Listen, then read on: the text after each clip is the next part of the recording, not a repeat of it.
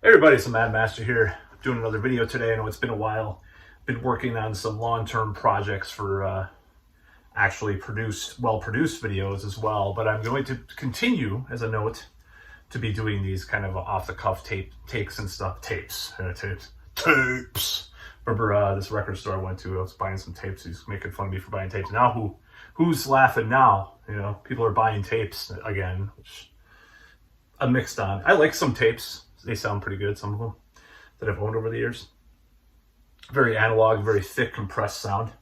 So actually, tapes are fine, but they do wear out a little more easily and stuff. So when they get cut up and stuff and tape players that are not working. So anyways, this video is a video about music and what you call posers and the metalhead parlance, and what I think about in regards to who are some of the biggest posers who ever lived. Now, some of this is a little bit based on hearsay and rumor.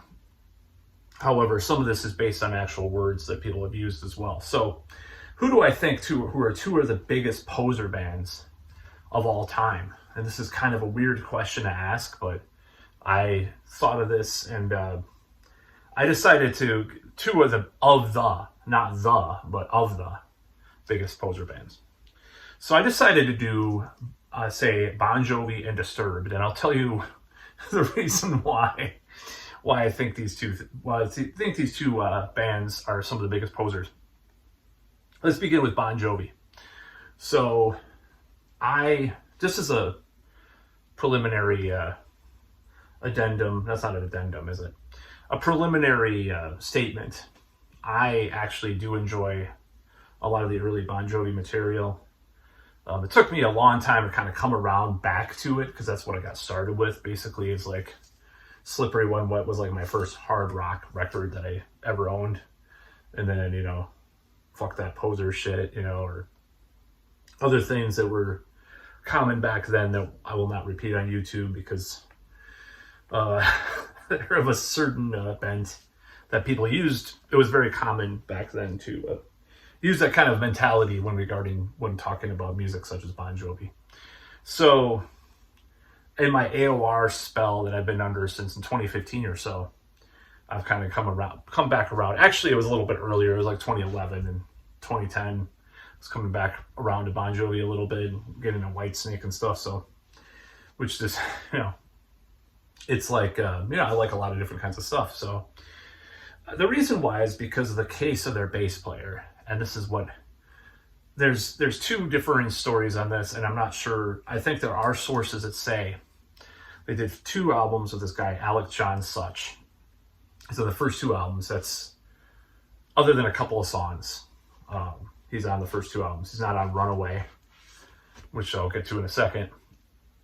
But he's not on the rest of the, this has kind of been disputed a little bit, but I believe that there's some confirmation of this because it's some of it's rumored to not be on. He's rumored to be on some of the songs, and some rumors say he's not on any of the songs after 7,800 Fahrenheit. So this is the word that people have said about this situation. So they say, well, this guy Hugh McDonald, who's now their bass player, wasn't good looking enough, or he was a little bit older. So this is just a totally like fashion oriented choice that they made. Like Alec John Such looked the part, so they kept him as bass player. Who knows what happened backstage? Maybe they had someone else piped in, because they used to do that. Like Judas Priest had a drummer. I think it was Jeff Martin of Racer X helped out for like the Ram It Down tour behind the stage because Dave Holland was having problems or something. I can't remember the story, but there's rumors that Priest did this, but Bon Jovi may have done this too for years. So I feel like that's like the biggest. And then finally, when they all were like a little bit older, they're like, oh, Hugh McDonald can be our bass player now, like officially after they kicked out or he left. Rest in peace, Alec John Such. To me, that's just the most disingenuous, dishonest poser thing you can do. And it goes well beyond like Kiss, because Kiss were always kind of, they had done that in the late 70s and early 80s, but it just was very temporary. You know, with Dynasty only having Peter Criss on one of the tracks on drums, and you know, Ace being replaced on a couple tracks here and there when he was gambling or drinking too much or whatever he was doing. You know, he's had some challenges, I'll just say that. And then obviously on Unmasked, Ace is on that, of course. Ace is actually on those two albums, Dynasty and Unmasked, more than like Destroyer. Like some of he has more lead breaks. I think Dick Wagner played on one song of Destroyer. Of course, Bob Ezrin probably got them into that habit of having session guys like replace stuff, because Bob Ezrin was into that from the onset of his production career. He was into that on, you know, with Alice Cooper. He didn't always do that with Alice Cooper. It was more towards the end, but just like with Kiss, towards the end of that original lineup. But it still is indicative of that thought process that people had. You know, Bob Ezrin was more like a TV producer, and he had these big productions, and he went into music, and then he adapted this like session mentality to everything, or this almost like Phil Spector kind of mentality to everything. Like, you know, have this. It doesn't matter who plays, just as long as it contributes to the sound of the album or whatever, was more his vision than other producers. So that was what happened with Kiss. But with Bon Jovi, you know, so Unmasked does not have Peter Criss play on it at all. And even though he did the photo shoots and did the video for Shandy, I don't even think he does backup vocals. Like on Dynasty, I know he's on much of Dynasty, not all of it, but he's on at least like vocals on a couple tracks. I think he does some backup vocals, and he does vocals on one track and drums on one track. So even with Dynasty, he was on the way out, of course, and he played the Dynasty tour with mixed results, of course. He had a car accident and injured himself, and I don't think he'd ever played in that same way since that car accident. That's what I suspect. Something happened. He was on a lot of alcohol and drugs, as was Ace, but it's easier to play sloppy blues lead guitar on a lot of drugs or drunk than, you know, play drums in time and stuff. So anyways, and I love Ace Frehley, by the way. So the next, so they're posers, Kiss, you know, using pre-recorded vocals nowadays. Of course, they're done allegedly. You know, they're some of the biggest posers. But Bon Jovi if this is true, I'm just saying, if Bon Jovi had used a bass player for all their huge 80s albums and the early 90s albums, a different bass player, and I'm including this. This is why this really angers me, because Born to Be My Baby, the video, has studio footage, which is obviously made up for the video, of them recording the song. Alec John Such is in the video. And if he didn't play bass on it, that's the biggest fucking poser thing I've ever seen in my life. That is huge. That's worse than Kiss. I mean, well, at least Kiss is like, you can theoretically say, oh, well, the Unmasked, he'll go on tour with him maybe, but it was his last video, Shandy, you know, Peter's in the video, but he doesn't play the drums. But when you're doing like fake mock recording footage for the album in a music video, and the guy that's playing bass doesn't even play on the fucking album, that's the most poser thing you can do in general.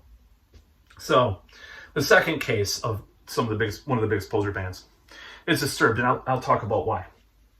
So Dan Donegan, as what's his name, Mick Root, was the shredder from Slipknot.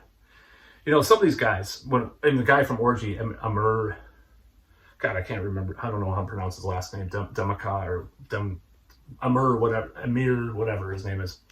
I forgot his last name. I'm not like up on all the new metal all the time. Starts with a D. I'm not gonna look it up right now. I don't care enough. But some of these guys, anyways. My whole point. I don't know how to pronounce his name, so I don't want to fuck it up. So some of these guys were in, like, they're from the 80s. Like Rough Cut was the guy in Orgy. And when the new metal, NU metal thing came about, some of these guys kind of were in the music business so long that they knew how to play. They knew how to shred. So what did they do? When, you know, Disturbed, for example, this is the biggest example, and I'll tell you why. Oh, well, we're just not going to play solos because it's not cool to play solos right now. Yeah, the music, yeah, the record company told us not to play solos. And, I don't know if this is exactly true or not, or this is what happened. I'm not saying that this is what happened, but this is just like speculative. Honestly, way more speculative than the Bon Jovi bass thing. Oh, well, the record company says no solos. We don't play solos nowadays. They're not cool anymore. And of course, there's some kind of monster, infamous Kirk Hammett whining spiel about it. So it will date it to this period. And it did. That sounded a little more like Dave Mustaine than Kirk Hammett. I'm cleaning up my little impression. But anyways, so this whole thing with Disturbed. So come about, I don't know what the album was called. It's like 2004 or something like that. It's like, it was on Blabbermouth or in some of the metal magazines. It's like, Disturbed is playing solos on their new album. Whoop-de-doo, my God, that's such a big deal. The return of the guitar solo. And Dan Donegan makes a big deal out of it. Now, mind you, I don't hate Disturbed as much as some of the other new metal bands. But that's one of the biggest poser things anybody can do, is to eliminate guitar solos from your music to get popular. And then once guitar solos are back in, bring them back. Of course, Metallica did the same thing, but at least with Metallica, you had like a little bit of like a dispute that was public about it. It was like, well, Kirk is not as much of a poser as, the other guys for not having solos. You could at least like give a little plausible deniability. Of course, that's probably calculated. God knows what, with that. Satan knows what. I'm scared. Who knows what happened with that situation. It could have been calculated. It could have been all made up. I don't know. But I don't think it was. I think he genuinely wanted to play solos on Saint Anger, and he didn't get to. Honestly, they probably have them backed up on some kind of hard drive somewhere, or disk or something. The hypothetical solos, just like Ace Frehley on Music from the Elder, which I would love to hear. But anyways, I don't know if that'll ever happen, unfortunately.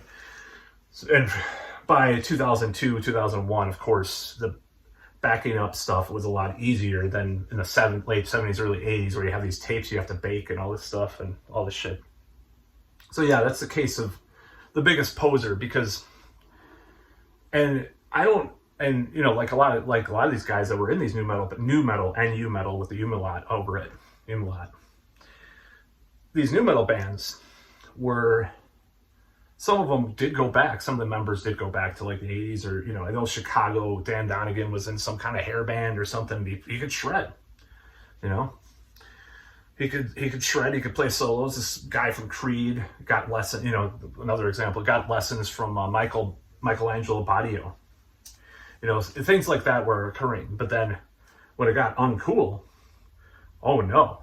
Never mind, there's a huge scene in Europe and elsewhere, in prog metal and power metal, that people play solos still, and they're really good, like John Petrucci. Even on Falling in Infinity, their Sellout album, he played solos. Or Train of Thought played a lot of solos. But no, we can't play solos. They're not cool. So it's just the attitude of that.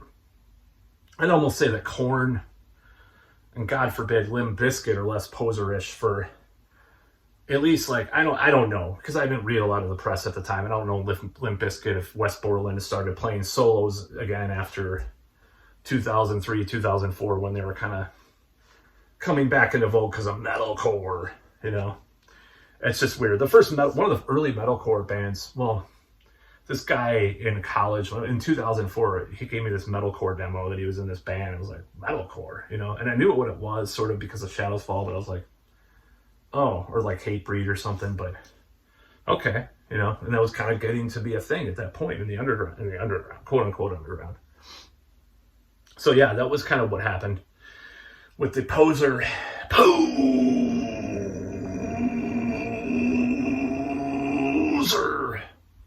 contingent, because I just don't like, it's almost more insulting that Metallica went back to their thrash, sort of half-assed to their thrash roots.